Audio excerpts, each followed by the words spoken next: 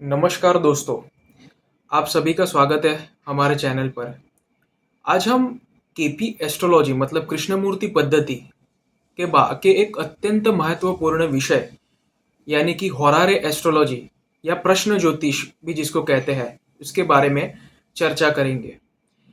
जब भी कोई व्यक्ति किसी विशेष समस्या, चिंता या प्रश्न को लेकर ज्योतिषी के पास आता है और उसके जन्म समय की जानकारी उपलब्ध नहीं होती, तब प्रश्न ज्योतिष का उपयोग किया जाता है। कृष्णमूर्ति पद्धति में इसे होरारे एस्ट्रोलॉजी कहा जाता है। सबसे पहले यह समझते हैं कि होरारे एस्ट्रोलॉजी क्या है।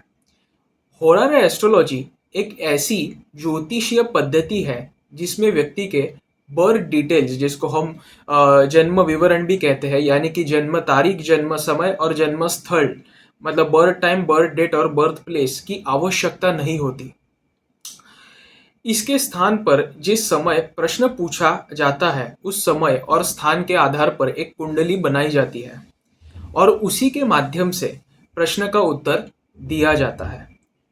केपी एस्ट्रोलॉजी में मतलब कृष्णमूर्ति पद्धति में होरारे सिस्टम को अत्यधिक महत्व दिया गया है, और क्योंकि यह बहुत सटीक और तार्किक परिणाम देने के लिए प्रसिद्ध है। अब प्रश्न उठता है कि केपी होरारे में कुंडली कैसे बनाई जाती है। केपी सिस्टम में प्रश्नकर्ता को 1 से लेकर 249 के बीच में एक संख्या चुनने के लिए कहा जाता है। यह संख्या पूर्णतः मन से और बिना किसी गणना के चुनी जानी चाहिए। माना जाता है कि उस समय व्यक्ति के मन में जो प्रश्न चल रहा होता है, वही ब्रह्मांडीय ऊर्जा के माध्यम से उस संख्या के चयन को प्रभावित करता है। इस संख्या के आधार पर लग्न निर्धारित किया जाता है और फिर होरारे चार्ट तैयार किया जाता है।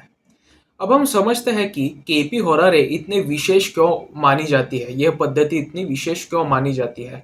पारंपरिक प्रश्न ज्योतिष में मुख्य रूप से राशि और भावों पर ध्यान दिया जाता है, जबकि कृष्णमूर्ति पद्धति में नक्षत्र स्वामी यानी नक्षत्र लॉर्ड और सब लॉर्ड यानी उपनक्षत्र स्वामी को अत्यधिक महत्व दिया जाता है। केपी एस्ट्रोलॉजी का मूलभूत सिद्धांत है कि किसी भी घटना को घटित कराने में सबसे महत्वपूर्ण भूमिका उसके उपनक्षत्र स्वामी मतलब सबलॉर्ड की होती है।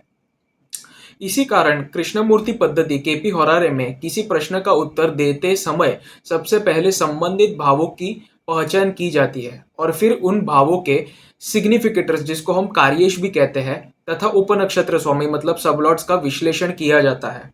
उदाहरण के लिए यदि कोई व्यक्ति पूछता है, क्या मेरी नौकरी लगेगी, तो इस प्रश्न में मुख्य रूप से द्वितीय, षष्ठ और दशम यानी कि 2, 6 और 10 का अध्ययन, ये भावों का अध्ययन किया जाता है। यदि कोई पूछता है क्या मेरा विवाह होगा, तो द्वितीय, सप्तम और एकादश मतलब 2, 7 और 11 ये भावों का चयन किया जाता है। यदि प्रश्न संतान से संबंधित हो तो पंचम भाव को प्रमुख माना जाता है और फिर विश्लेषण किया जाता है। यदि प्रश्न संपत्ति या मकान खरीदने का हो तो चतुर्थ भाव का अध्ययन किया जाता है। इस प्रकार प्रत्येक प्रश्न के लिए संबंधित भावों का चयन किया जाता है। अब एक महत्वपूर्ण प्रश्न आता है कि केपी होरारे में उत्तर कैसे दिया जाता है। सबसे पहले संबंधित भावों के सिग्निफिकेटर्स, जिसको हम कार्येश कहते हैं, खोजे जाते हैं और इसके बाद यह देखा जाता है कि दशा, भुक्ति और अंतरा मतलब डीबीए जिसको कहा जाता है, में कौन कौन से ग्रह सक्रिय है, जिसको हम दशा, महादशा, अंतरदशा और प्रत्यंतर दशा भी कहते हैं। यदि सक्रिय ग्रह संबंधित भावों का समर्थन करते हैं तो घटना के होने की संभावना बढ़ जाती है। इसके अतिरिक्त कृष्णमूर्ति पद्धति में रूलिंग प्लैनेट्स का भी उपयोग किया जाता है।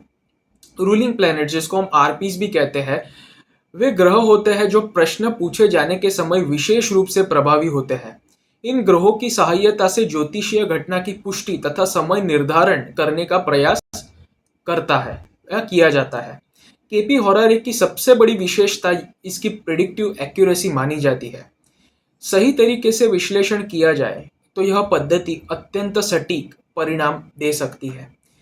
इसी कारण दुनिया भर में अनेक ज्योतिष जो है वो केपी होरारे का उपयोग करते हैं। अब हम केपी होरारे के कुछ प्रमुख लाभ देखते हैं।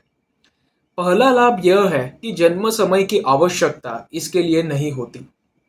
दूसरा लाभ यह है कि किसी विशिष्ट प्रश्न का स्पष्ट उत्तर प्राप्त किया जा सकता है। तीसरा लाभ यह है कि घटना के होने या न होने का निर्णय अपेक्षाकृत आसानी से किया जा सकता है। चौथा लाभ यह है कि समय निर्धारण में सहायता मिलती है। हालांकि एक बात हमेशा याद रखनी चाहिए कि प्रश्न तभी पूछा जाना चाहिए जब वह वास्तव में बहुत ही महत्वपूर्ण और गंभीर हो। केवल जिज्ञासा या मनोरंजन के लिए पूछे गए प्रश्नों में अक्सर अस्पष्ट परिणाम प्राप्त होते हैं। केपी होरारे में प्रश्नकर्ता की गंभीरता और ज्योतिषी का सही विश्लेषण दोनों समान रूप से महत्वपूर्ण है। अंत में यही कहना चाहूंगा कि केपी एस्ट्रोलॉजी की होरारे सिस्टम आधुनिक युग की सबसे प्रभावी प्रश्न ज्योतिष पद्धतियों में से एक है। यदि कोई व्यक्ति अपना जन्म समय नहीं जानता, तब भी इस पद्धति की सहायता से जीवन के अनेक महत्वपूर्ण प्रश्नों का उत्तर प्राप्त किया जा सकता है। आशा है कि आपको केपी होरारे एस्ट्रोलॉजी का यह परिचय पसंद आया होगा। यदि आपको यह वीडियो अच्छा लगा हो तो चैनल को लाइक ज़रूर कीजिए और सब्सक्राइब ज़रूर कीजिए और शेयर ज़रूर कीजिए अपने दोस्तों को। और हाँ, अगर आप भी कृष्णमूर्ति पद्धति मतलब केपी एस्ट्रोलॉजी अगर सीखना चाहते हैं तो नीचे दिए गए नंबर पर ज़रूर संपर्क करें। धन्यवाद।